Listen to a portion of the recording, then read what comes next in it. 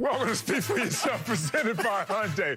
I strive and live for chaos. I'm Marcellus Wiley. That's Emmanuel I strive for sanity. I know, me too. Peace. I don't want to wear my scars. I know I got them. Well, we're here for the next 2 hours, so let's talk some hoops. Let's get it. Everyone was expecting to see the Battle of L.A. in the Western Conference Finals. I know I was. But the Clippers didn't hold up to their side of the equation, blowing a 3-1 series lead to the Nuggets again. Now, most people think the Lakers have an easier road to the finals as LeBron's quest for a fourth ring will now have to go through Denver. So, Acho, think LeBron's happy his Lakers ducked the Clippers?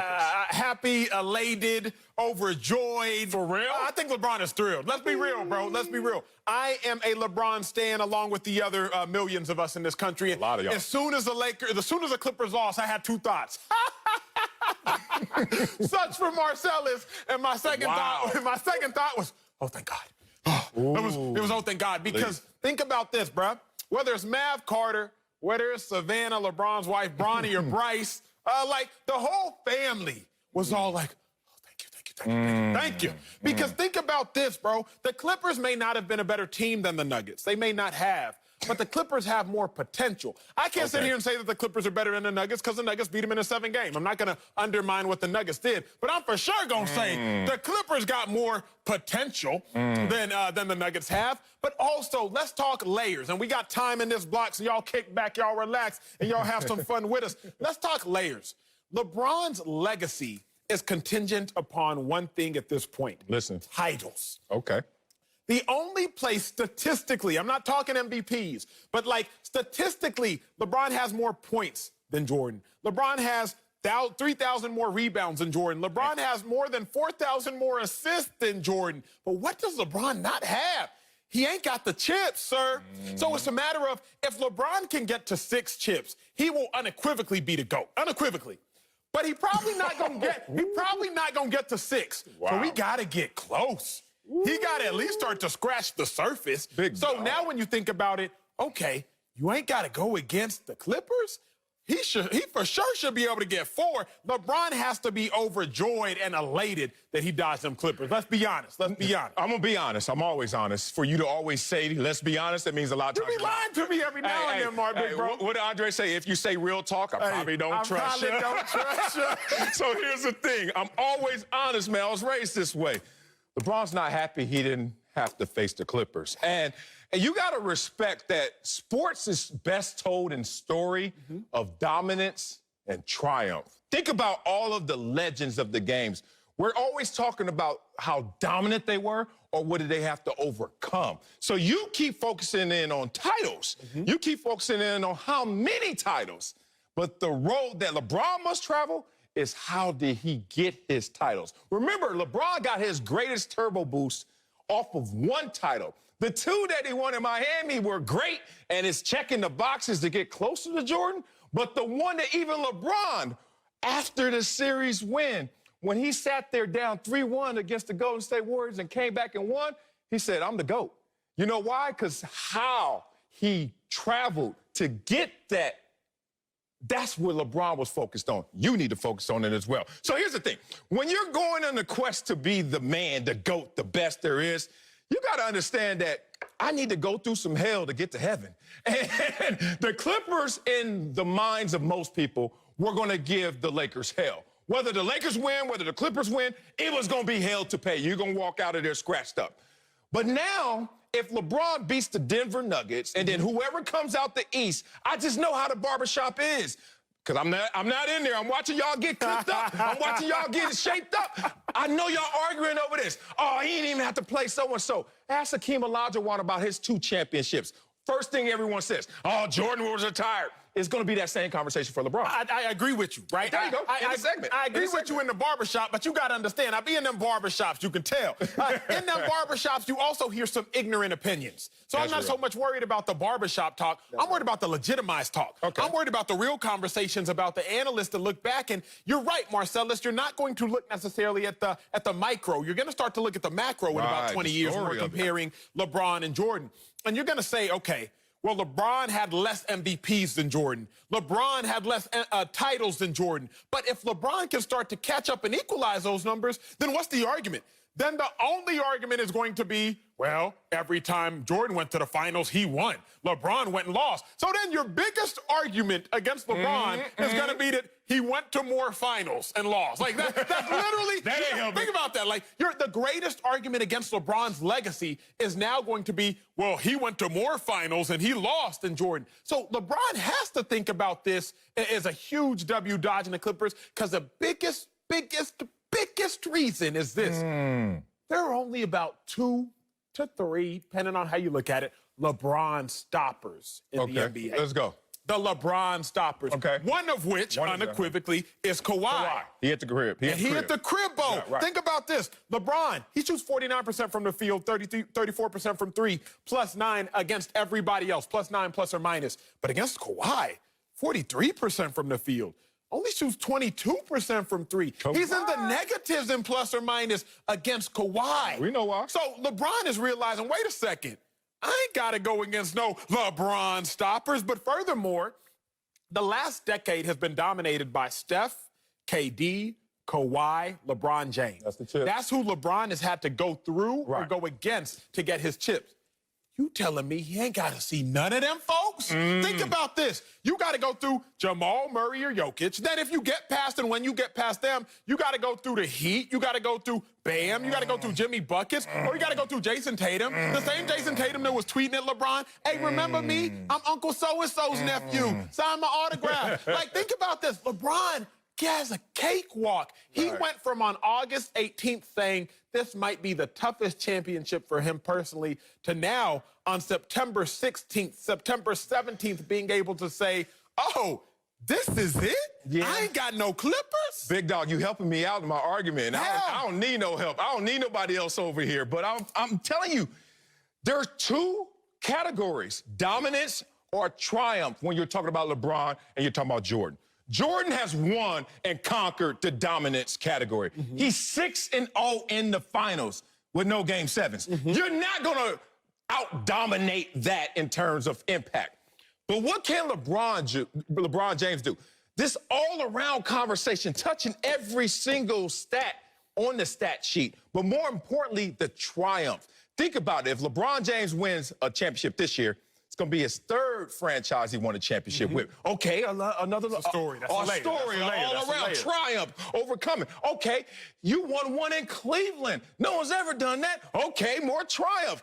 Wow, you went to the Lakers when they were sorry. They were so sorry that even you there didn't even make the playoffs. And now you restored the roar. So if he goes to the Lakers and wins it this year, now you got something I got a question for you. And go at the top. Let me ask you a question, because we're going to pivot slightly real quick. Think about the Jordan. I don't want that one then. Think about the Jordan-LeBron conversation. All right. Because I've been in them barbershops, you long more than I have. Back when you were still in them barbershop chairs, I looked at the old Google images, Marcellus Wiley. A mess, ugly. But peep this.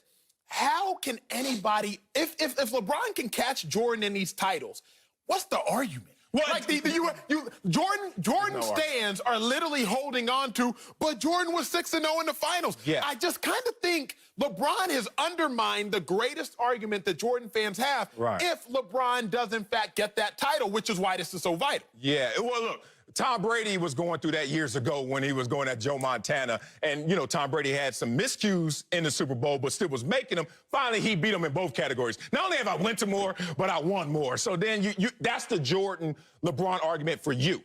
It's not for me.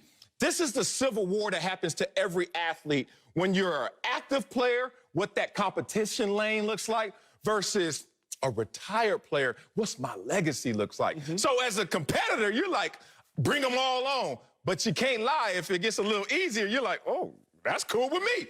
But then your legacy, the retired version of you starts to tell you, hey, bruh, you needed to look as hellish as possible for people to give you your proper credit. Think about LeBron when he got the most credit. is when he overcame the most odds. So right now, the odds are a little easier for him, and I don't think it's going to help him when it comes to the resume. I like this conversation, Marcellus, but you're not done getting your lashes from yesterday, because I got to bring in somebody who has some words for you, Marcellus. Who that if I may. Someone that played with LeBron, but he said, you know what, let me get a little, what'd he say? Let me get some of them ribs, I show. Let me get some let me get some action. You dug me yesterday, Marcellus. You dug me yesterday. I'm here, baby. I'm here. And I was waiting for you. I seen you yesterday coming all black. You had your face mask on. I just wanted, man, that puppy looked real sad yesterday. It looked real sad. I see you in and out, Marcellus. How many double-doubles it take for you to feel a little better from in and out? Of all people I do not want to hear from is LeBron stands that echo what you about to say to me right now, TT. Look, we took our L's. You need to unbutton the jean shirt, first of all. Let's just unbutton that and let's talk for real. TT, you know damn well right now they breathing a little easier in Lakerland because we not there, even though it's going to hurt LeBron's resume. What do you mean LeBron got breathe a little easier? What, the Clippers they ain't take care of their food. They had a nice filet mignon. It was peppercorn medium. It was sliced up how they wanted it. It was up 3-1. And they didn't want to eat it. You gave it back and sent it to the back. Hold on, peppercorn medium, boy. You've been around some rich people because you rich. Here's the thing. I'm saying the Clippers had what they wanted, the Battle of LA, just like how Marcellus wanted with his jersey on. You probably got your last name on the back. They probably made you one. And they just didn't take care of business. They didn't take care of business. Come on now. Golly. You ain't getting the pregame talk. You ain't getting the pregame talk. That's what happened. Hey, look, can we live in hypothetical land? Can we just give me this, TT, because it ain't going to happen in reality. Clippers and Lakers, we ain't going to see it. But if Clippers and Lakers were to happen, you are convinced that the Lakers are just going to cakewalk through this, or was it going to be a hell fight? The Clippers ducked the Lakers. They ducked the Lakers.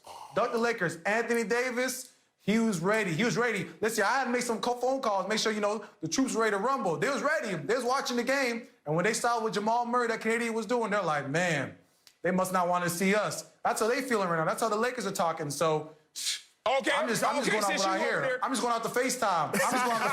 He going off what he heard. Since you over here wet snitching, since you talking to the Lakers, Nuggets and Lakers. Let's just get an early prediction how that going to play out then. Lakers, worst case scenario, Lakers in 6. Worst case? What's best case? What's realistic case? 3? 4-0, 4-1. Oh. So you're not giving the Nuggets a chance? No, not right now. No. Damn. Nuggets, they playing really good. They playing hard, but the Lakers, they got a different kind of mission right now. I gotta one thing about me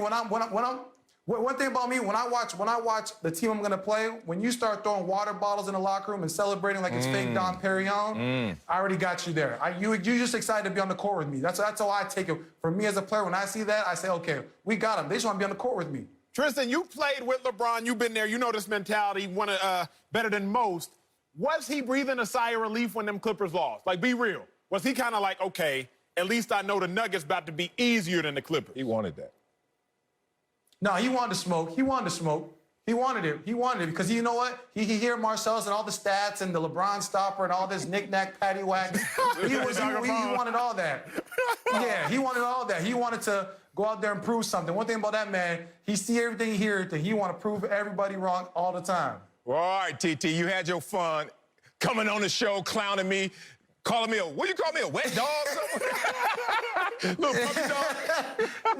Yeah, puppy dog with your in and out. Got yourself a milkshake, too. My dog, my suit is starting to show. I did have 2 double-doubles. All right, man, let's talk about somebody else who has something to prove. Coming up at the top of the hour, huge game for Baker Mayfield.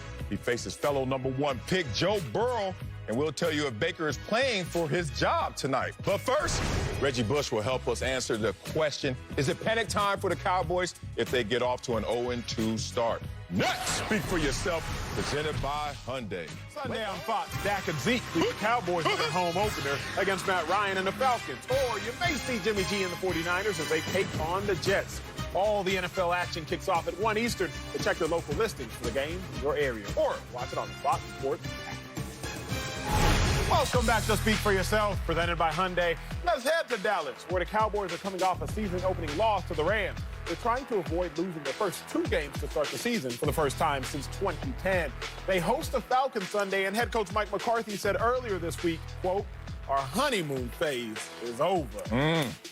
We joined now by NFL analyst Reggie Bush. But, Marcellus, you up first. Is it panic time for the Cowboys as they get off to an 0-2 start? No, it's not panic time if they get off to an 0-2 start. Man, I know y'all younger than me, but y'all got to respect the OG that y'all working with right now.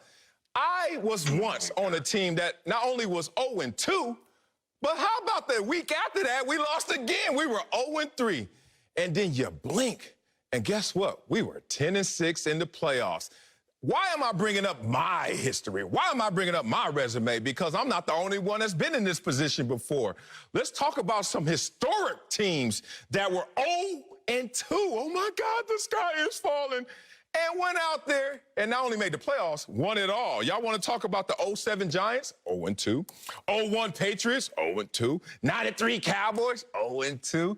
And win it all. So when you're playing in Dallas, we know it comes with hyper-criticism. It comes with just too much on it, sauce everywhere. But these games are not played in one lump sum of 16. They're played every single week. And if you could clear your mindset, and if you can go out there and actually just approach and attack one game at a time, it's not overwhelming if you win one or if you lose one. So sky's not falling if they go 0-2. The sky is falling, and while I respect the OG, actually, you know, I probably came out right. I reject the OG. Let me quit with the pleasantries. Marcellus, there are obviously outliers. There are obviously outliers, statistical outliers in the game of football. However, I'm going to go with the odds, my brother. Okay. You gave me all those stats about your 98 Bills, I believe you're referring to, or about the Giants, some other teams you're referring to. Keep in mind, you start 0-2. It's a 12% chance you make the playoffs. You start 0-2, it's a 2% chance that you get to the Super Bowl. But bump being 0-2. Because if the Cowboys start 0-2, that third game gonna come around real quick playing the Seahawks in Seattle. In Seattle being the operative words there, because that's a quick 0-3. Then all them great stats you just had, throw them out the window. Because if you start 0-3, ain't nothing good coming from that. But more than anything, Marcellus, you didn't draft CeeDee Lamb in the first round, a receiver, to go 0-2. You didn't bring in Mike McCarthy, a Super Bowl winning head coach, to go 0-2. You didn't retain Kellen Moore after getting rid of Jason Garrett for the nonsense. You sure as heck can't afford to start 0-2 after making those kinds of big-scale, large-scale decisions this offseason. So it's going to be a big problem for them boys if they start off 0-2. The sky will be falling, especially in a place like Dallas. Man. Yeah, man, I kind of agree with you, man. 0-2 is not where you want to be as a Dallas Cowboy player or fan. Since 2007, 107 teams have started off 0-2. Only 12 of those teams has gone on to make the playoffs. So you got to ask your question, which pool do you want to be in? Do you want to be in the pool where it's a little bit tougher to get into, or do you want to give yourself some wiggle room? Do you want to win some games and build some confidence down the road with your new coach and the new system, right? So for me, it's a very simple answer. We don't want to start 0-2. If you're a Cowboys fan, here we go again. If we start 0-2, that's what fans are going to be saying. Here we go again. We brought in Mike McCarthy. We brought in all these people, drafted CeeDee Lamb, like you said, to do our thing right this year. This is supposed to be our year, right? But if you start off 0-2, it's going to be very tough, I promise you. Man, I can't believe that y'all would panic if you guys were facing odds, if you were facing obstacles. You guys are 1 in a million yourselves. beating the odds in your own careers and in your own personal lives. Cowboys ain't me. But I was a Cowboy. And let me tell you this. Ain't no way I'm a panic. Reggie Bush, I didn't know you had this kind of mindset that when things look bad against Reggie Bush, all of a sudden, here we go again. I'm going to help you out, Reggie, because there's a book I read in college called Self-Talk. And it talks about the relationship you have with your best friend, which is yourself. And a lot of times people clean up their conversations in decorum when they speak to others. They're more polite to others than they are to themselves. They say the right things to others to encourage them, but beat themselves up. So in this book, Self-Talk, it was basically saying that everything that comes at you in life only comes at you one at a time. It only comes at you in a small dose, but you can aggregate them. You can put them all together, and then like Reggie and Acho start to panic. Oh, my God, the sky is falling. When all you have to do, if they go 0-2, is go back out there the next week and get a win. And all of a sudden, the momentum swings in terms of your psychology. But you guys right now are caught up in this, oh, my God, they think we're not good. Oh, my God, we drafted wrong. Oh, my God, woe is me. That ain't how you climb out of a hole. First off, Reggie, I don't know if you were curious as I am, Marcellus. Why are you reading books about talking to yourself? Okay, that's the first question I got. Why are you reading books about talking to yourself? I'm a little weird, But dog. think about this. Well, I love it because we all played in the league, so we all get this. Every week is another litmus test for NFL teams. Yes. You only got 16 or so litmus tests right now. Not 2. So but understand this, Marcellus. The Rams, it's not just how you lose. It's not just what the score is, but it's who you lose to. The Rams last year were 9-17. The Rams are an average NFC team. Right now, they're about 3rd, maybe 2nd in their division, depending on how you look at it. You can make the argument that they're 4th in their division. The Falcons, they are not a great team either. They were 7-9 last year. The Rams, the Falcons didn't make great additions. The Rams were 9-7. The Falcons 7-9. And the Cowboys were average as grits last year, too. So if you're losing to average teams, that also makes you average. We already knew the Cowboys. No. We already came into the season wondering, okay, are the Cowboys good or the Cowboys not? It'd be different, Marcellus, if the Cowboys lost to the Saints round 1, week 1. And then if week 2 you go out there and you lose to the Seahawks. That's different. Then you would have lost to 2 teams that might have been in the NFC Championship game. But to lose to arguably the 9th and 10th best teams in the NFC, what does that make you, Marcellus? So it's not just about how you lost, it's also about who you lose to. You talk about history, and y'all got to watch Marcellus. Reggie, watch him because he's sneaky. Watch me because he's... Marcellus said, okay, I played for a team that started off 0-2, and we made it to the playoffs. You did. 1998, Buffalo Bills, they started off 0-2. They lost to the San Diego Chargers, then they backdoored and they lost to the Dolphins. I was there. Yeah, you were there. You snuck into the playoffs, Marcellus. What do you mean sneak? You snuck into the playoffs. We work because we ain't panic. Who'd you lose to in the playoffs? Miami. Great. You lost to the same team that beat you early on in the season. Losses mean something. Who you lose to means something. If the Cowboys lose to the Rams and the Cowboys lose to the Falcons, 2 average teams in the NFC, which they're going to be vying for these wild card spots, it matters. It means something. Here's a lesson. I think it also matters as well, like you said, as to who you're playing. You got to think about the quarterbacks they're playing against too, right? Talk about Matt Ryan, Jared Goff. If if Dak Prescott can't start to beat these kinds of quarterbacks, then that's why people keep coming back to the same question. What kind of money should we pay Dak Prescott, right? And that's why we've had some of the turmoil, some of those offseason issues with Dak Prescott and his contract. And then I've never been on a team that started off 0-2 and made the playoffs. The times where we won, we've always started out winning football games early on. That's how you want to play football. Don't listen to Marcellus. You don't want to start off 0-2. I promise you, it's not a good place for anybody to be in. Marcellus, why would you even want to be the... that's the problem, Marcellus. Wait, you don't change this question to Marcellus wants this hell. Marcellus lives his whole life, Reggie. The more I've talked to him, he tries to embody being an underdog. As if like that's what embody. That's just crown. facts. Like I'm an underdog. I am an underdog. I root for the Clippers because they're underdogs. That's true. You don't come with no extra I didn't create the Clippers. You want a cookie? If they're an underdog and I'm an underdog, hey. You want chocolate chip or macadamia nut? What cookie do you want, Marcellus, for being an underdog? You don't get no cookies for being Should have been going for the Nuggets. I'm too damn real fat to be eating underdog. cookies and nuggets. Y'all need to leave me alone on this food talk. Here, y'all moving the goalposts in so many ways. I'm gonna move it back. Okay, first of all, the question isn't, would you like to go 0-2 or not? That's not the question. The question is, if you are 0-2, do you panic? No, you don't panic. Acho wants to come up here and wants to minimize the opponents. Talking about playing against the Atlanta Falcons and playing against the Rams. A couple years ago that was in the Super Bowl. Playing against 2 Super Bowl quarterbacks is playing against some scrubs. Okay, he wants to go there. Let's go even closer to what he's trying to say. Last year, Kansas City Chiefs won the Super Bowl, right? And he's talking about, it matters who you lose to, because if you lose to them, guess what? It's time to panic. Who did the Kansas City Chiefs lose to last year of their 4 losses? Do you know 2 of those teams? The Colts. Colts were good last year? Anybody? Anybody? Colts? Oh, how'd that go, Acho? Texans. Were they great last year? Okay, here's the point.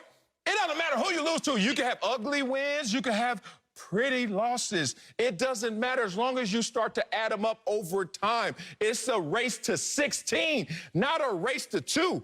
And then you want to make an indictment on their draft. You didn't draft CeeDee Lamb to go 0-2. What the hell kind of analysis is that? You draft anybody, you want them to go out there and contribute so that you can win. But to move the goalposts to talk about opponents, and these are some Super Bowl winning, Super Bowl participating quarterbacks. Yeah. Y'all gonna really minimize them like they ain't top level? You're excused. You act like they ain't top level. Hey, here's my thing, Marcelo. Yeah, you better go back to the drawing board. You, sir, you come at me for moving a goalpost, but you, sir, you completely uproot the goalpost and move it out the stadium, sir. That's the problem with you.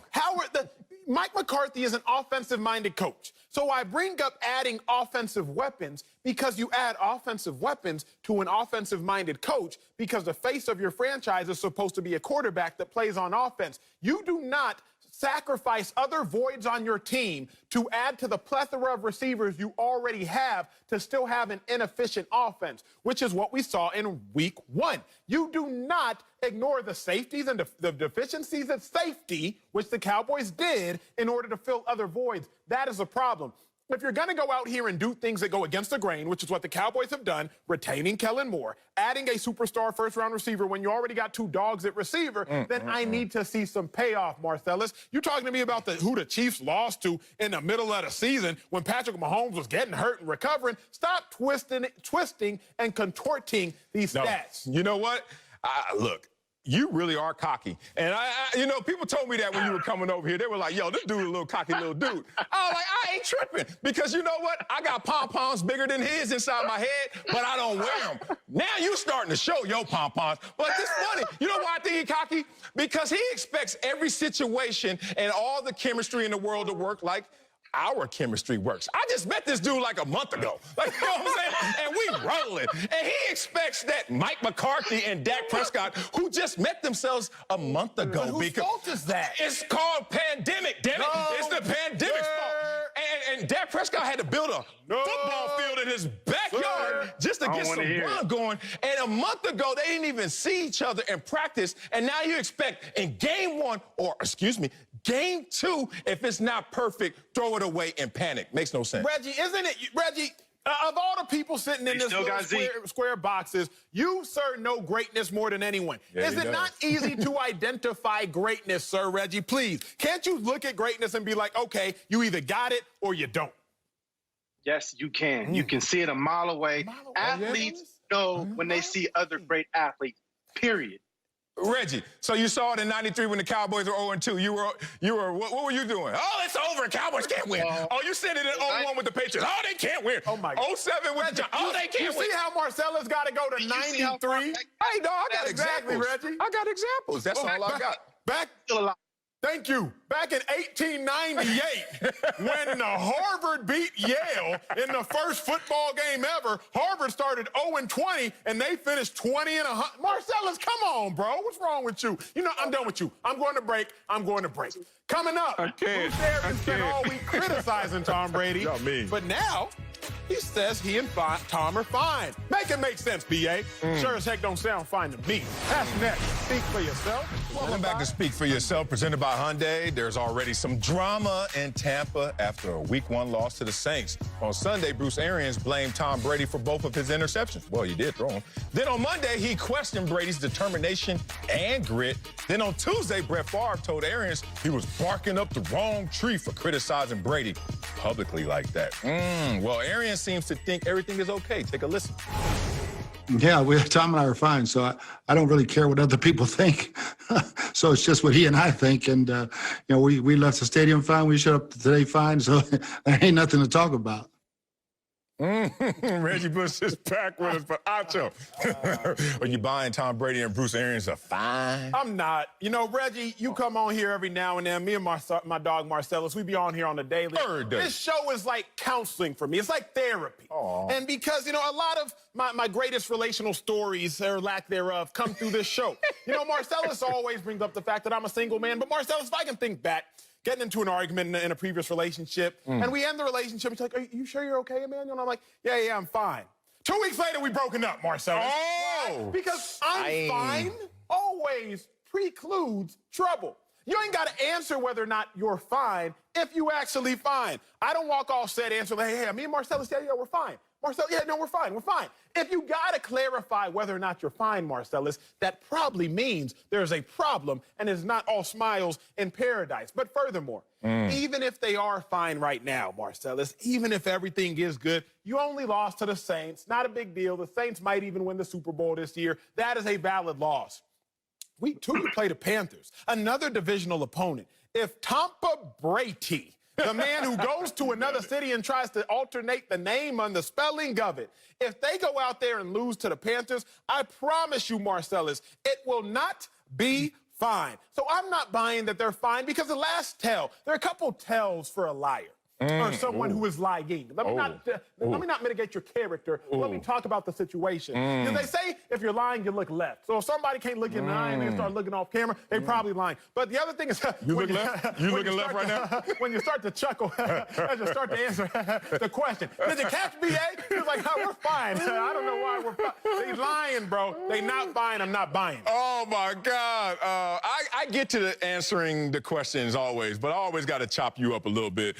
Slice. You say this show is counseling for you. It is a little bit of therapeutic. You're welcome. I expect my money. I expect my money because it's only us here. You're welcome for all that. You also, every time we go to commercial break, people don't get to see this or hear this because it's off mic. You know what Acho always says? What you talking about? Oh, that was strong. Strong block. That was a great block. That's a great block. According to you, if it is the reality, why you gotta say it? So maybe it's not a stronger block, a greatest block, because you always say that, but now you got me questioning He's about our off-camera conversation. He's snitching I come from anywhere to get these punches in, damn it. All right, now let me answer the question. Yes, they are fine for several reasons. One is because Bruce Arians just said they fine, damn it. Two, because Tom Brady didn't come out and say we're not. So I take them at their own words. But beyond that, Tom Brady raised his hand to become a Tampa Bay Buck. And when you become a Tampa Bay Buck, there's a few things you already know that comes with the territory. You don't believe me? Ask their last quarterback when you talk about Jameis Winston. And he had glowing remarks to talk about Bruce Arians, despite how candid Bruce Arians is about your performance with the public. So then you get a Tom Brady who comes to the Tampa Bay Bucks. And I don't know if Acho is really diving into the details, but do you remember Tom Brady getting cursed out this offseason for throwing the ball during a walkthrough? And Bruce Arians like, nobody throws the ball during our walkthroughs. And dog cursed Tom Brady. You know what Tom Brady did? Took it to Twitter. Usually when you take it to Twitter, here comes the beef. Tom Brady wrote on Twitter, yeah, I'm used to that, with a laughing emoji. Tom Brady is not tripping on this situation. Tom Brady don't even tweet for himself. Bruce Arians. Somebody runs the social media. Bruce Arians is the coach that will dog curse you and give you that tough love. That's how he is. He coaches hard, but he's also trying to get you to a greater position as a player and get the team to a greater position in terms of accomplishing goals. It's just that simple.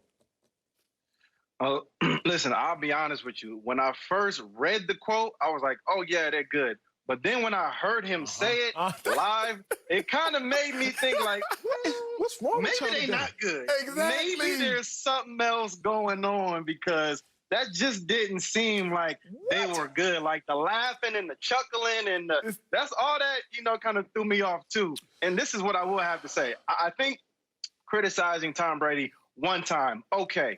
But if you keep coming back with it, now you starting to take shots at the throne, and now you're starting to take shots at maybe what he stands for and who he is and what pedigree he comes from and what he's accomplished, and all these different things now start to, I think, come to the front line. So I don't know if they're 100% okay, because that interview kind of made me second guess now. Run that interview back so we can really dissect what Reggie talking about. Let me get that back again. I don't really care what other people think. So it's just what he and I think. And, we left the stadium fine. We showed up today fine. So there ain't nothing to talk about. He's lying. He out of breath. At most, I give y'all he out of breath. No, big dude. I don't know, man. He couldn't even get up. We left the stadium.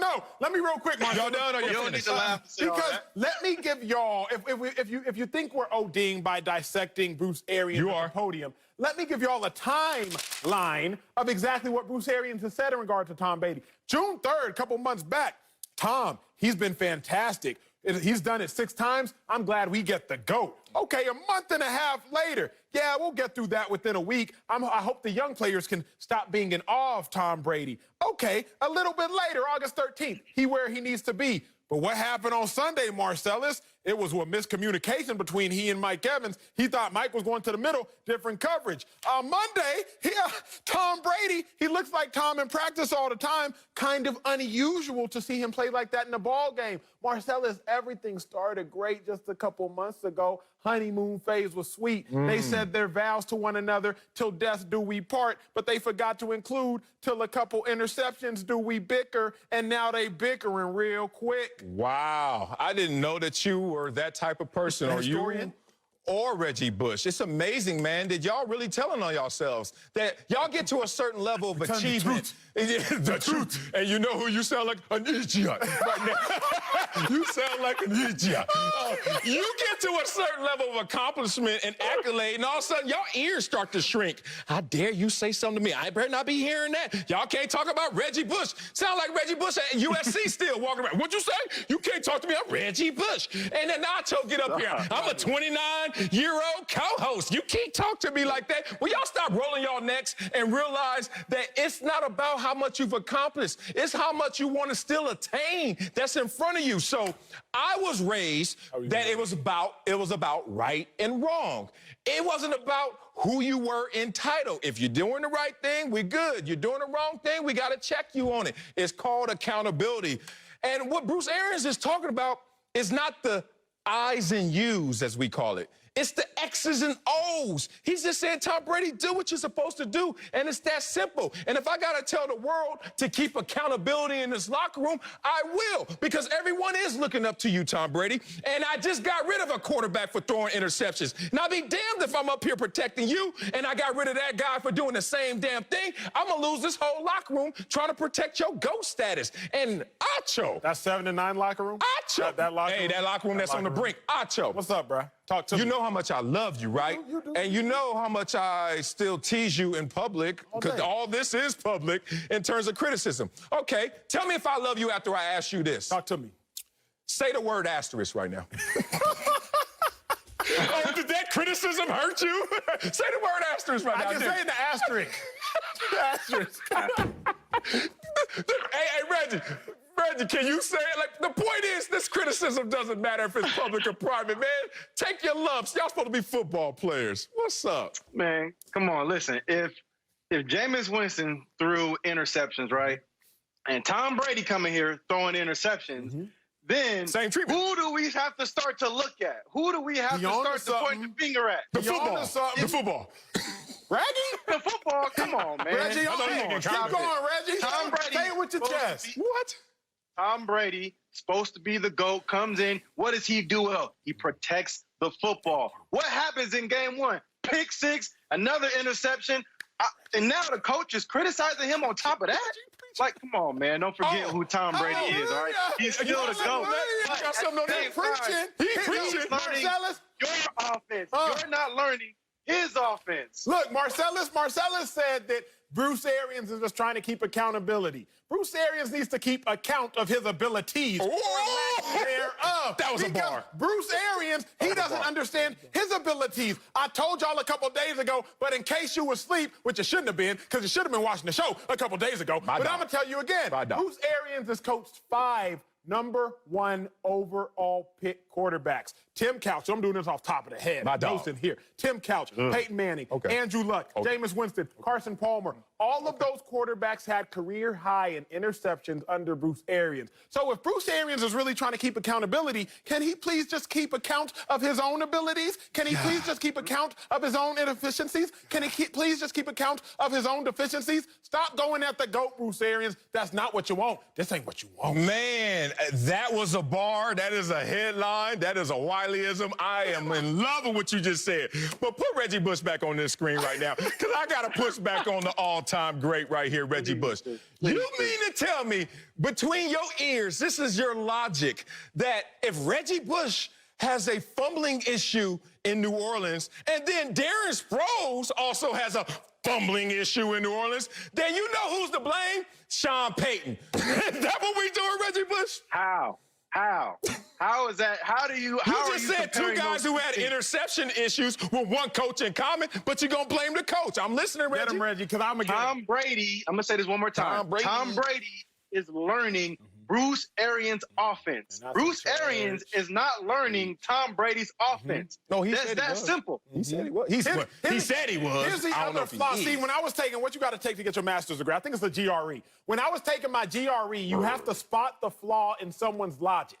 That's what you have to do to take that test. The flaw in Marcellus's logic is very simple. Tom Brady has never been known to throw picks. And now Tom Brady is coming to a place where picks are now being thrown, and it is being known under Bruce Arians. Reggie and Sproles, the comp you just tried to make, you're talking about in a hypothetical situation if they were already fumbling the ball. No. Tom Brady was never fumbling the ball. And now he comes to a place, and now Tom Brady was never throwing picks like that. We mean like that. He threw, first of all, you're a lie. Tom Brady just went through his 3rd consecutive game of throwing pick 6. And if he only played 1 in Tampa, where were the other 2?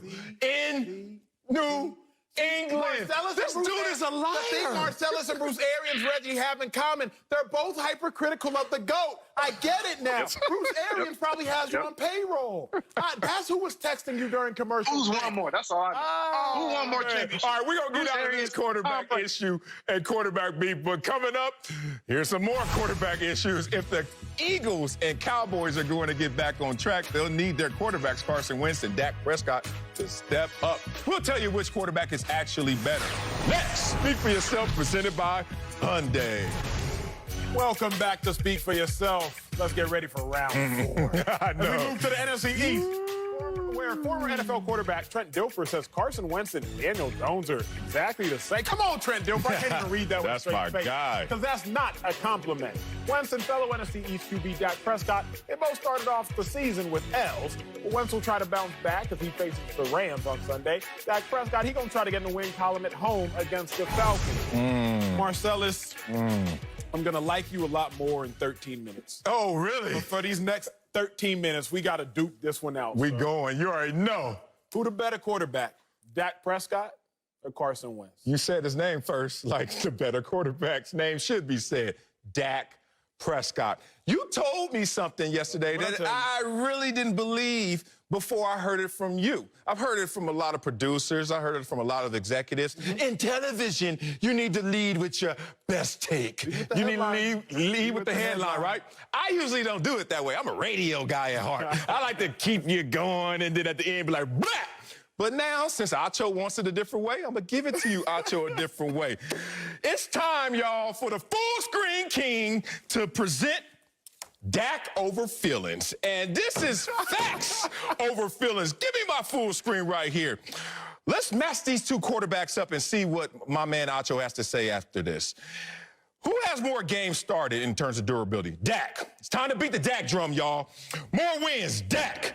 Higher win percentage, Dak. More playoff wins, Dak. More passing yards, Dak. Higher completion percentage, Dak. More passing and rushing touchdowns, Dak. Higher passer rating, Dak. More passing yards per attempt. Acho's favorite stat. Dak.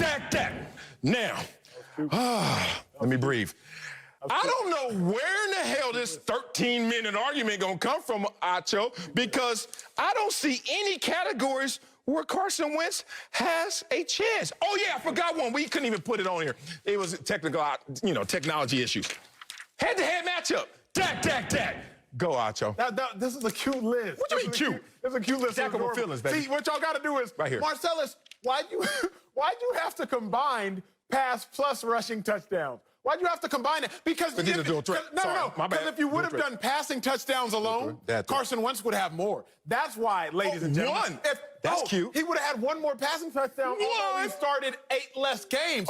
Make that make sense, Marcellus. How do I have 8 less starts than you but have 8 more, but have more passing touchdowns? That's one. You got one line. Your cute little list got one. The job of a quarterback is to throw touchdowns. You told me day one that the job of a quarterback was to win games. Let me get to my point. Let me get to my point. No, I don't want to see his trash full screen. Can we get his terrible full screen off the camera? Thank you. Man, Marcellus, please. All these stats that you just showed me told me that Dak Prescott inherited a better team. That's what that told me. Because let me give you in their 5th year. No. Let me give you some stats, Marcellus. Okay. Carson Wentz. He's one of, 7 players to throw 20 passing touchdowns or 7 or few interceptions? What's that tell me that Carson Wentz, yes, the only argument you have is durability. That's the only argument you have. Really? All these Marcellus, wins? If I take off that preface of not even Dura, of Dur, and we just talk about ability, Carson Wentz has more ability than Dak. Now, here's the thing. Please give it to me. Dak Prescott is a very good quarterback. Cowboys fans, at Cowboys blog, at Dallas Cowboys, y'all clip this off and post this so I don't get cussed out. Dak Prescott is a very good quarterback. But Marcellus, you say the devil is in the details. So can we flirt with the devil for just a few minutes, and then I'm going to stop and go back to church. Boy, you a bishop's son. You better not flirt with the devil. Let's flirt with the devil in these details for a few minutes. All right. Let's talk about their top targets. Let's just barbershop talk. I don't even need the notes. Let's just talk. So far, you haven't. Top targets. Carson Wentz, he's thrown to Ertz, Nelson Aguilar, a person who's most known for dropping the football by Eagle standards. Alshon Jeffrey, Jordan Matthews, my dog, but he's not in the NFL right now. Dallas Goedert, a tight end that got to the league 2 years ago, and Darren Sproles, a running back. But let's talk about Dak Prescott's weapons. Dez Bryant. He inherited Dez Bryant in his prime. Dude that has a Cowboys record for touchdown catches. You got Michael Gallup. You have Amari Cooper, another first-round pick. You got Zeke, a first-round running back, Marcellus. But you want to talk about head-to-head matchups? You shouldn't have done that. Because let's talk about head-to-head matchups. Cowboys. That's one that. I knew Week 16 Cowboys, y'all was going to win that game. Pick one instead of all of them. As an Eagles fan who grew up in Dallas, I try to be nonpartisan. I knew the Cowboys were going to win Week 16, Marcellus. They had everything to play for. All you got to do is win Week 16. Y'all are going to go to the playoffs. You're going to keep Jason Garrett's job. Everything is going to be stable in Dallas. But what happens, Marcellus? What happened? They go to Philly. They play at the Link in Week 16. Carson Wentz shows up on the field with Josh Perkins, not currently on the roster. He's on IR, would have been on practice squad. With Robert Davis, not currently in the NFL.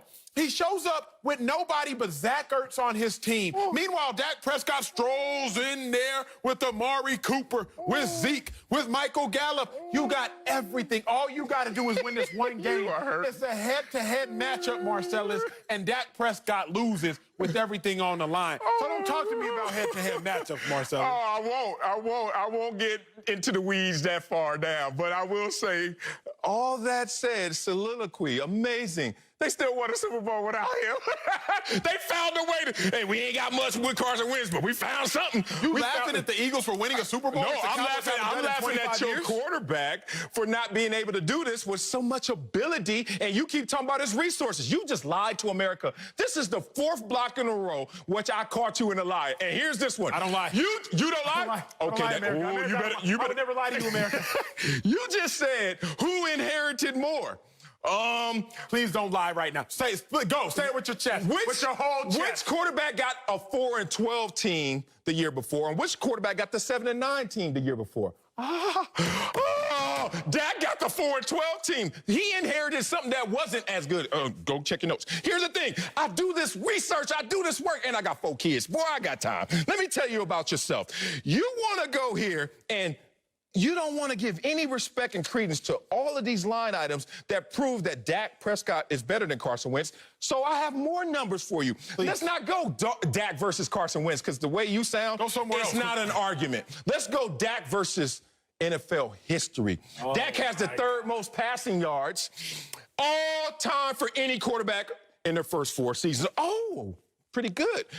Only behind Peyton Manning and Dan Marino. I think they're pretty good.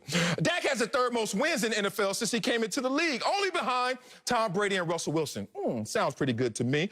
Dak is one of 3 quarterbacks to start every game since 2016, since he's been in the league, since you don't want to give any respect to that. And there's not an article you can Google that will say this headline that I saw about Carson Wentz. Quote, the time is now for the Eagles' Carson Wentz to turn the corner. If he's so damn great, and if he's better than Dak, what kind of corner does he need to turn? Acho, retort. Marcellus, you prefaced by saying the Eagles won a Super Bowl without you. You know how happy the Cowboys would be if Dak Prescott took his team to 11-3, got tragically injured, threw a touchdown. No. Tragic. Threw a touchdown pass while he was hurt, and then Andy Dalton won them the Super Bowl. You know how ecstatic Cowboys fans would be. You know why that would never happen, for real? Because Dak Prescott won't get him there? Dak never gets hurt, baby. So here's the other thing. That's why it never happens. You have to quit gloating over what? Over an average, you have to quit gloating. Let me get this out my chest. You better do something in your chest. You gotta quit gloating over continuity if the continuity isn't spectacular. Marcellus, I don't care if you don't miss a day of this show. I don't care if you come to speak for yourself every single day if this show don't do no numbers. Sit here in a suit every day. But if you're gonna sit here every day and be average, I don't care for it. Because I need you to be spectacular at times. I love you. That's what I need you to do. And the problem is, when they went head-to-head, who was spectacular? Dak Prescott is good. Okay. He is. You better say it. He is good. Better. But the thing is, if push comes to shove, if you need one to do more with less, Carson Wentz has done more with less. That's not inarguable, and it's not Dak Prescott's fault. Carson Wentz has done more with less. I love you so much. Well, we're going to do this thing till we old and dirty and crusty. Before you show up every day on this set and be spectacular, Acho, you know what I really pray for in the morning? Just show up first. That's something Carson Wentz just struggles in doing. Just show up. Forget spectacular. We can get to there once you show up. Here's the other thing. This might be the bomb that just ends this argument and goes to commercial break. I was watching the draft. It was a different draft, highly rated draft, amazing draft. And I'm watching in the 2nd round, and I'm like, I wonder who the Eagles gonna draft in the 2nd round. Oh, I know they need receivers. I'll always tell him, he texted me right now, Eagles need receivers, they ain't got it. All their resources are depleted, offensive line issues. Who did they draft? Jalen Hurts, quarterback. They drafted his position, and he needs to turn the corner, brother. Do realize you do realize the Cowboys signed Andy Dalton. To win Andy? To win Andy? That's the future? You do realize that you're going to sit here for the cheap? Marcellus, how dare you? Cheap? That's called a bargain. You live your life with blinders on. That's the only knock I have about you, because incredible man. Great father, everything I've heard, great husband, great co-host. But the problem is you live your life biased. You talk about the Eagles drafting Jalen Hurts, but completely ignore the Cowboys drafting an Andy Dalton. They didn't draft Andy. Signing an Andy Dalton who, while he don't win the playoffs, he gonna get you there. What's Dak Prescott gonna do? Dak Prescott has 2 playoff appearances and 1 playoff win in his 4 years. More than Carson. Carson Wentz has gotten his team to the playoffs twice. Carson Wentz has done the same thing Dak has done. Oh, you really? He's done the same thing. We haven't celebrated New Year's Eve yet together. Marcellus, can we do it this year? If the Eagles would have gotten, if the Eagles would have lost every single game after Carson had gotten hurt, they still would have made the playoffs in 2017. Yeah. They still would have made it. Yeah. So Carson has gotten teams to the playoffs twice as well. I love that. And when I was looking at that game and I was watching, I was like, where Carson Wentz? Oh, he's not there. And then finally last year I saw him. You know what Carson Wentz has done since New Year's Eve? In January football, 1 completion, 3 yards. That's his whole January football resume on a team that has won a Super Bowl championship. It's okay. I hear somebody saying, throw in a towel, Acho. I think you need to respect them. But before we go, it's time to make our Super Six picks. Woo, that was a beatdown. One of the games is Wentz's Eagles hosting the Rams. Acho, get your spirit up. Give me a winner and by how many? I'm going to say the Eagles are going to do this because Carson Wentz is going to rebound. He did not play well last week. 20-17, Philadelphia over the Rams. I'm going to flip. I got the Rams, guys, 33-20. The Rams are for real. Last year, they limped to a 9-7. This year, they're for real. Make sure you get your picks in before kickoff Sunday for your chance to win Terry Bradshaw's $100,000. And for top stories and scores and more, go to the Fox Sports app. Coming up in our big story, tonight is a huge night for Baker Mayfield. Primetime game against Joe Burrow and the Bengals. We'll tell you if he's playing for his job next. Speak for yourself. From a season-opening loss tonight against the Bengals and fellow #1 overall pick, Joe Burrow. Baker gave his critics plenty to work with after struggling last week, including throwing a pick on the Browns' opening drive.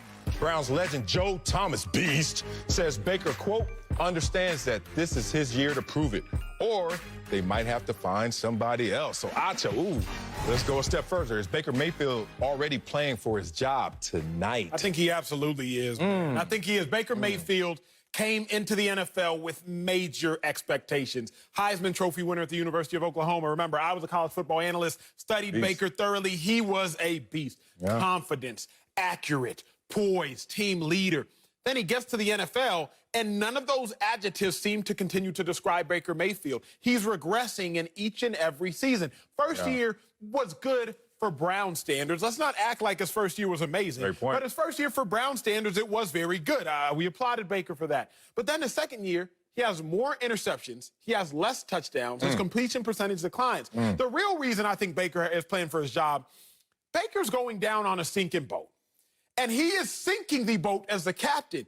And he is taking everybody down with him. If I'm the Cleveland Browns owner, Jimmy Haslam, I'm thinking, I can't sit here and let Baker completely let this ship sink. Jimmy Haslam has been trying to redo things since he took over in 2012. But remember, you got in another new head coach in Kevin Stefanski. Kevin Stefanski, he's supposed to be a play-action pass guru. Right. That's where Baker Mayfield was supposed to thrive.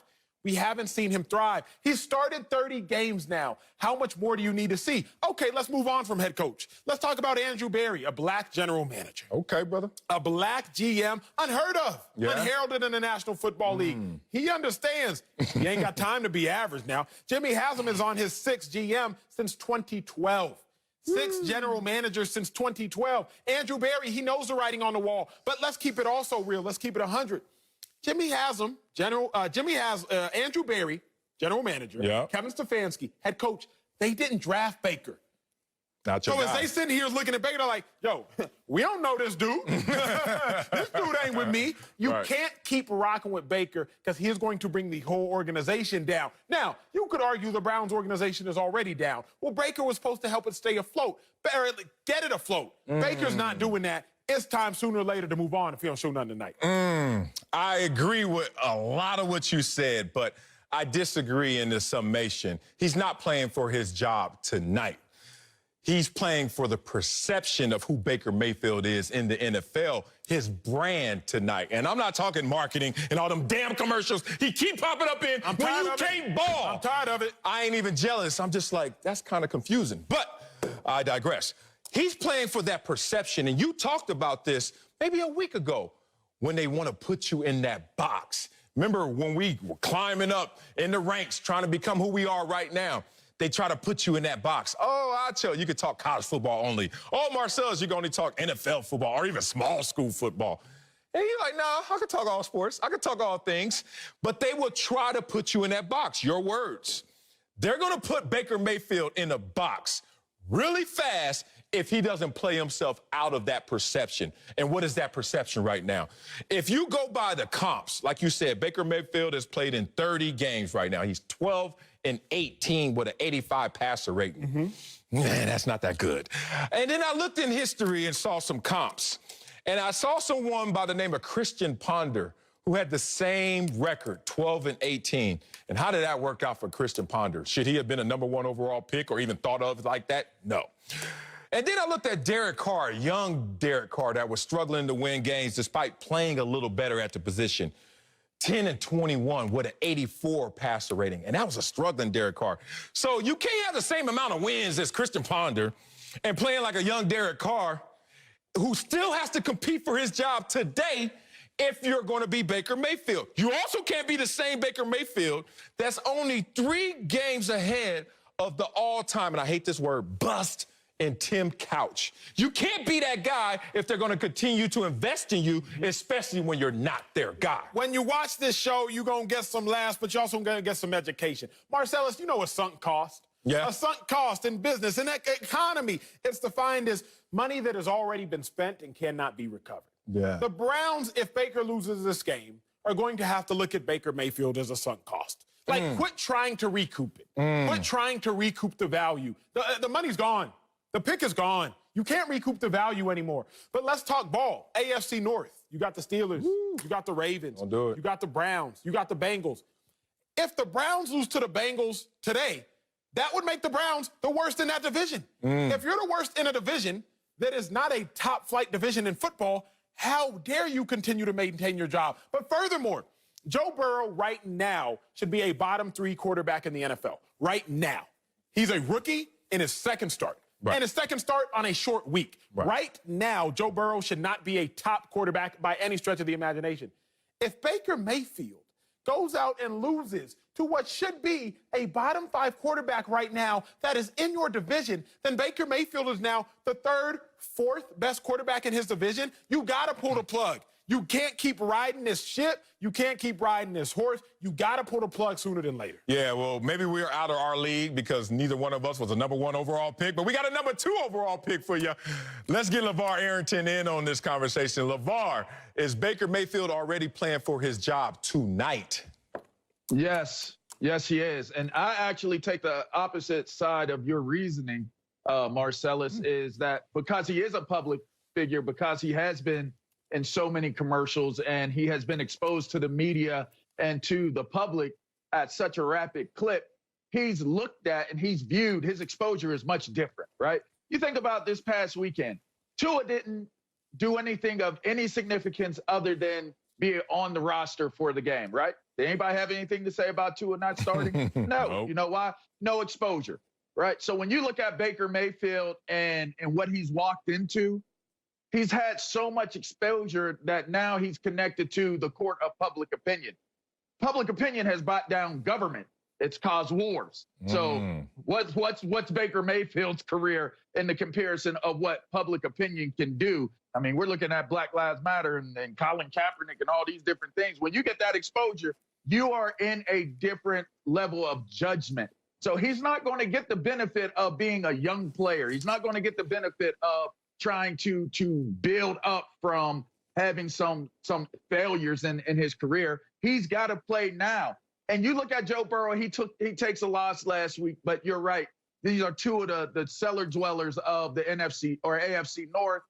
And now he's got to show that a rookie number 1 overall draft pick hasn't lapped me or passed me up while I'm in my 3rd season trying to do whatever it is I'm doing in Cleveland. It's a bad scenario for him. It's a bad situation. He even admitted it himself that this was a wake-up call, which the wake-up call should have took place last season at some point. But his own words, he's got to play, and he's got to play well. I respect that, but September 17th is not going to be on his death certificate. Like, if his career ends, it won't be tonight because you have to play him the entire year. Even Joe Thomas said that, despite having criticism of Baker Mayfield, the same guy who's thrown 10 interceptions in his last 7 games, the same guy who's lost 5 of his last 6 games, including 4 in the division. That same Baker Mayfield, most people think that you're going to try and get some return on investment. So you're going to let them play the entire year out. But here's the problem. You might be on the treadmill, and everybody knows about a treadmill. You're running in place. You're running, but you ain't going nowhere. And imagine if this slaps you in the face tonight, that you are at home playing another number 1 overall pick on a 2-win team from last year, and you are still on the treadmill if you get beat by that team. All that said, that will be a hard pill to swallow, but they will continue to take these hits up or down until this season is over. Let's keep it real, Marcellus. And my final thought is simply this. The only reason Baker Mayfield is actually still starting is because he is, in fact, the #1 overall pick. He's not starting because of talent. He's not starting because of potential he's proven. He's not starting because of his ability to galvanize the team. He's not starting because of his physical prowess. He's starting because he was the #1 overall pick. How long are the Browns going to let 2017 or 2018, excuse me, continue to haunt 2020? You can't let that continue to affect you. You can't let your decisions of yesteryears affect the present tense. But more than anything, I feel like there's no better way to end a block than with the Wileyism. Oh, you got one? Yeah, no, I'm just going to regurgitate one of the greatest Wileyisms of all time. No one cares what you're doing until you're not doing what you're supposed to be doing. Nobody cares about the Baker Mayfield commercials. Nobody cares about the Hulus and the progressives and him running up and down the state. Nobody cares about all that. Until, Baker, you mess around and lose week 1 and look terrible. And then you lose on Thursday if you lose against the Bengals and look terrible. Now, all of a sudden, the whole world about to care. Hey, Marcellus, you said something about he doesn't lose his job today, right? No. You use that paralysis by, what is it? Analysis. What is that you Yeah. You said analysis by paralysis. Well, how about diagnosis, right, by prognosis, right? Oh, okay, we somewhere. Where are we? He's been diagnosed. If he loses tonight, he's going to be diagnosed. The prognostication will take place sometime later down the road. But the diagnosis could take place tonight.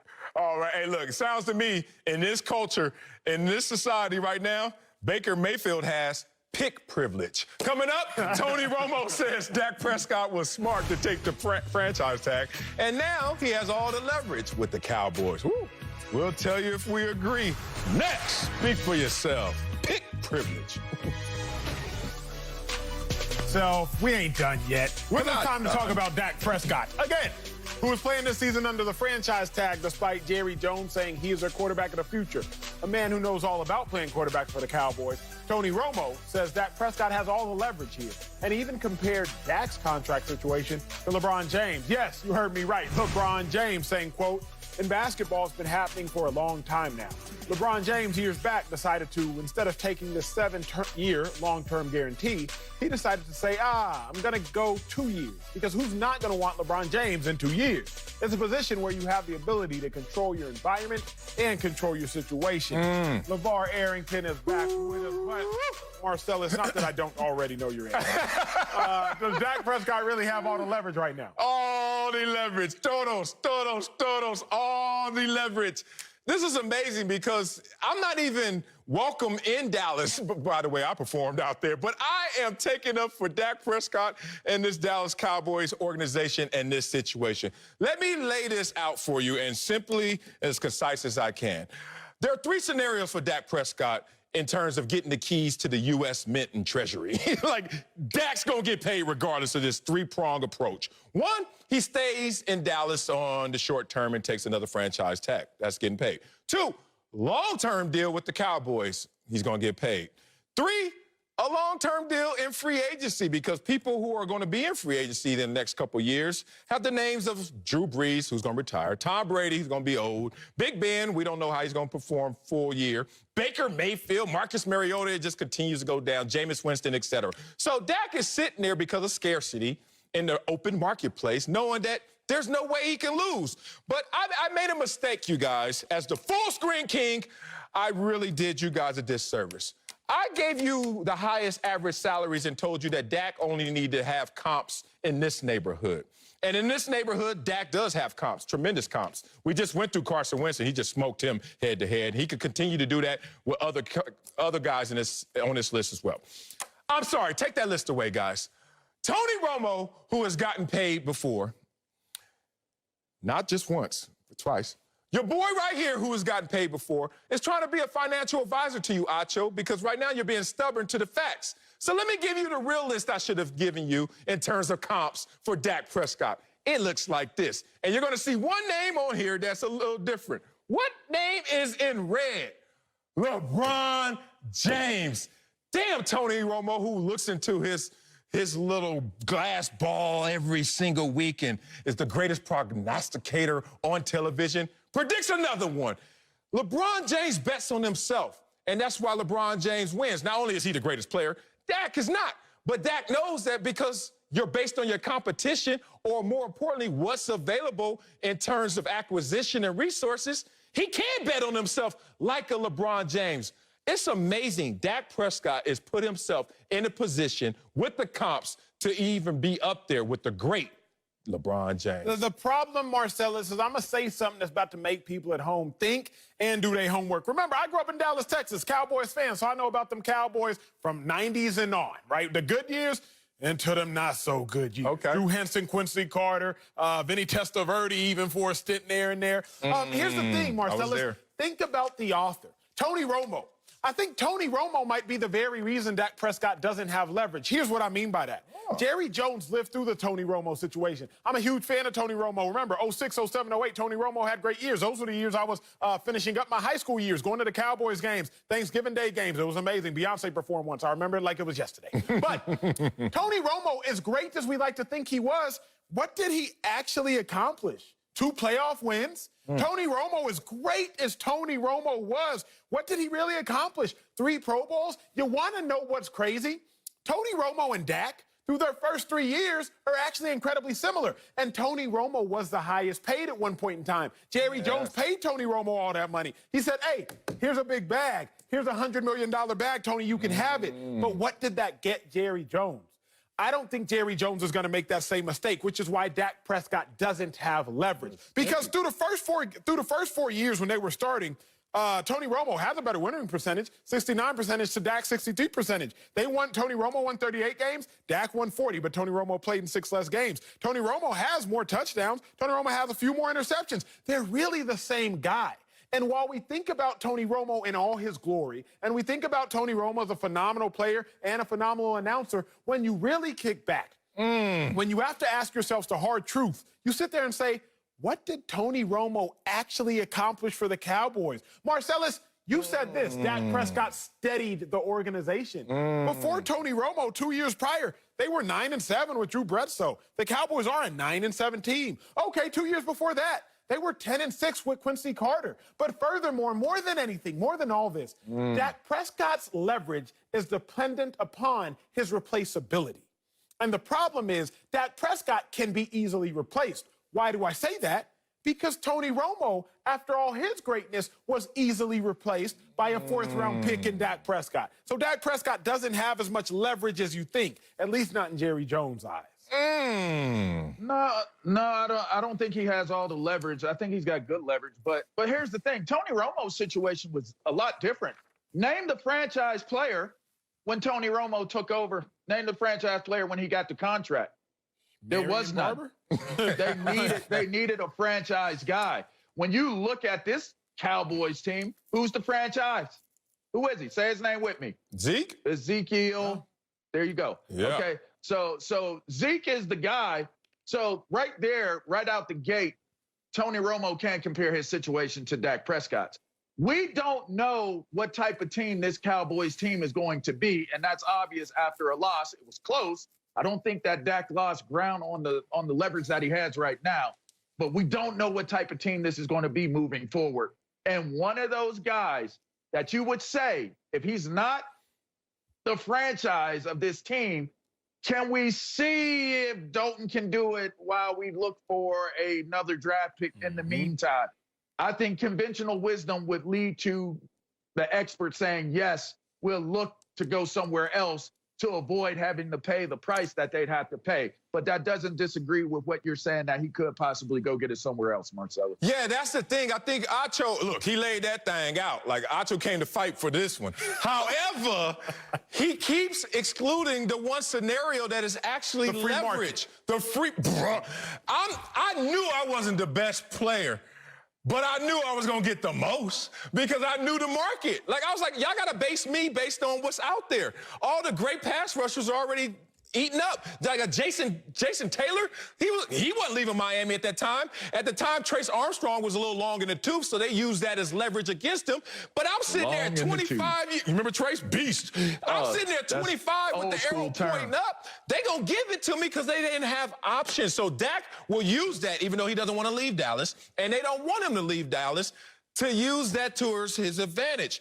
You said, Acho, that they're the same guy, Romo. Same guy. And Dak. Well, if we the same guy, give me the same damn money. Give me that money the same I learned that lesson. And one thing about it is, Dak didn't inherit what Romo did in terms of team success. Like you said, Romo inherited a 9-17. Dak, the year before Dak got there, they were 4-12. People just keep forgetting that fact. Injuries. So whatever you want to call it, Dak has taken his team and stabilized it. Now it's time to get to the next level so he can make sure he gets that money. Coming up, Kyle Kuzma says the Lakers didn't celebrate when the Clippers lost. We'll tell you if we're buying it. Next, speak for yourself. The Lakers were rewarded with a trip to the Western Conference Finals. That's right. Where they'll play the Nuggets after my Clippers blew a 3-1 series lead. Damn it. On paper, it seems like an easier road to the finals, but according to Kyle Kuzma, the Lakers didn't celebrate when the Clippers lost, saying, quote, "We're not focused on the Clippers, and we never really were. It's all about who's in front of you." Ooh, joined now by Fox NBA analyst Chris Broussard. But Acho, you buying what Kyle Kuzma is selling here? Bro, not at all. Not at all. I mean, let's be real. Let's be real. Let's be real. I think to a degree, the Lakers were handling their business. They was driving in their lane 10-2, 10-2. They was sitting there. But you know how it is. Every now and then you gotta check in the rear view. You got to check in the rear because you got to see who's coming up. You got to make sure you don't get sideswiped. And while the Lakers were cruising, right down on a path to the finals, they got to make sure who can sideswipe them. The only real team that can sideswipe them is the Clippers. Lakers, we all know, they went 50-17. That's a 74% winning percentage. But against the Clippers, they were 2-2. The Lakers, they shot 48 from the field, 35 from three. But against the Clippers, 42 from the field, 30% from three. Against the Clippers, we all know the Lakers struggle. Well, against the Nuggets, the Lakers is chilling. They was 3-1 on the regular season, and the Nuggets again. They have no LeBron stopper, whereas the Clippers, they do, in fact, have a LeBron stopper. But even after the Lakers cruise past the West, then you got to think, okay, what's going to meet us in the East? The East ain't got no dogs for them either. So the Lakers were definitely not concerned, but they was checking that rear view to make sure they don't get T-boned or side swipes. Promise you that. Oh, man, this boy up here lying. Kuzma, you lying. And my grandma always told me that the truth is simple and lies are complex. So I don't know, Acho, have you ever taken a lie detector test? I have not. I have. And so right now, I want you guys... Wait. You're not just going to slide that in there. Hey, man, look, how long is this show? You want to know? And how many did I have to take? Here's the point of it. Let me give you a full screen first before we get into what Kuzma said to prove that he's lying. Here's a full screen. These are the 5 signs that someone is lying to you. They touch their face, mouth, or throat. They go something like this. They repeat themselves. They pause before answering. They look toward the door, and they don't blink. Now, take the full screen off and let's watch Kyle Kuzma answer this question again. Do you think your guys' group derived any pleasure from the way they went out? Seems like with the Lakers fan base, there's a lot of schadenfreude with the Clippers. No, not really, because we're not focused on the Clippers, and we never really were. It's all about who's in front of you. We focus on other teams instead of taking care of your food. I mean, happens like that. So, for us, we've always focused on us and then focused on Portland, focused on Houston, control what we can control as a team. And now our focus is on Denver. So. Okay. All right. Now, here's the 5 signs again. Kuzma, soon he started talking, he went like this. Don't touch your face and mouth. Then he started repeating himself. Did he say really? Like twice? Why are you repeating yourself? Then he paused before he even got started. He didn't look toward the door because he was on Zoom. He had to look in the camera. But damn, he didn't even blink that much. All right. I really, take me off full screen. Let me tell you why I had to break this down. When you take a lie detector test, any difference in normal behavior is exaggerated to show that you're lying. When they were asking the question, Kuzma blinked 6 times. When all of a sudden, he had to answer it, you know how many times he blinked? I just seen one about him. The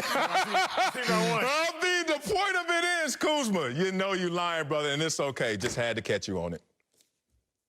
Look, I'll give you that he was lying. The question was, did you guys take any joy, any pleasure in the Clippers losing. All right. Now, they definitely did, right? Yeah. Not so much because they were afraid of the Clippers or concerned about the Clippers, but because they were tired of the Clippers, all right? The Clippers were the little brother that thought they had came up, right? They were the little kid in the basement that thought they were allowed to go play in the living room now. They're talking all that smack. Kawhi, look, I picked the Clippers, but I'm being honest. Kawhi had the commercials. I'm the king of L.A. Y'all know how it ends. I don't even need to say anything. Kawhi got the new sneakers. They thought they had taken over Los Angeles. So in that regard, yes, the Lakers took some pride in them going down. But did they celebrate like it's over? No. Now I get Marcellus having that take because look, that's consolation, right? Your team's not gonna win it, but at least you can take consolation if you think, hey, but the Lakers were scared of them. The team that's gonna win it, they were scared of them. I don't get you, Acho. How weak would it be of a professional team to be like, they got beat. Yes, we don't have to play the Clippers. This is awesome. LeBron, give me some. CB. CB, rock with me, CB. Rock. Here's the thing. It's not like that. It's not overt. You're not sitting here like, oh, my God, thank God. But I definitely know if you're making a playoff run, and you see that one team that you know they got your number, you looking like, good, I'm glad somebody else clipped them. Yeah. Like, it's not going to be some overt jumping for joy, pom-poms in the air, doing backflips in the locker room. But you do realize, like, okay, all it is it's just more masculine verbiage. It's the same thing you did. It's just packaged in a more masculine way. Yeah, it was just going to be a tougher fight, dog. Yeah, we was still going to get it, but we was going to have to bring our A game, okay? Yeah, I'm glad somebody knocked them boys off because they was going to be real. It's the same thing. It's just packaged differently. I genuinely think, come on now, CB, like, be real. LeBron knows. We saw this in LeBron, what was it, 2013? Shooting the free throw, and somebody checks in for the Spurs. Oh, dang it. Looking at Kawhi. Like LeBron has already shown us before the problems that he would rather not have. He gonna handle any problem. I'm not gonna say he can't, but you'd rather have a easier road than a more difficult road. I don't care what nobody tell you, oh, I want to knock off the top dog. No, you want to be standing at the podium when all is said and done. That's at least the smartest thing to do. But again, I'm sitting up here for a reason. I'm not playing for a reason. I would rather always work smarter than work harder. And it's best for the Lakers. It is smartest for the Lakers that they didn't have to play them Clippers, than have to play the Nuggets. I'm not going to sit here and say that they was cheering with pom-poms rejoicing, but in the back of their heads, they was kicked back in them hotel rooms in those suites thinking, ooh, okay. we got to avoid that. Yeah, they were. I'll give you some of that, but look, one thing we've seen between the Lakers and Clippers in the bubble, the Lakers had better leadership. And That's LeBron's facts. been around long enough. Now, he's lost games or series, actually, to teams they weren't supposed to lose to. In 2009, Orlando. Nobody, and I know LeBron, because I was talking to him at that time, did not expect Orlando to be able to beat them in the Eastern Conference Finals. Then in 2011, we know they didn't expect Dallas to do it.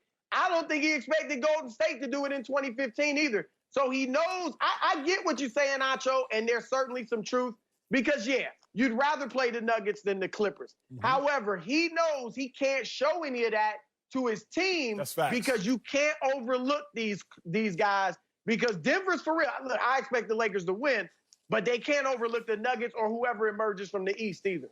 Look, I know Kansas City last year when they were sitting there after they beat up on Houston, it was like, okay, let's watch this Baltimore-Tennessee game. Oh, yes.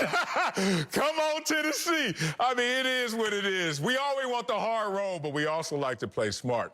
Coming up, a former Ram is giving his new team, the Eagles, all the secrets on Sean McVay. We'll tell you if we like snitching on your former team next.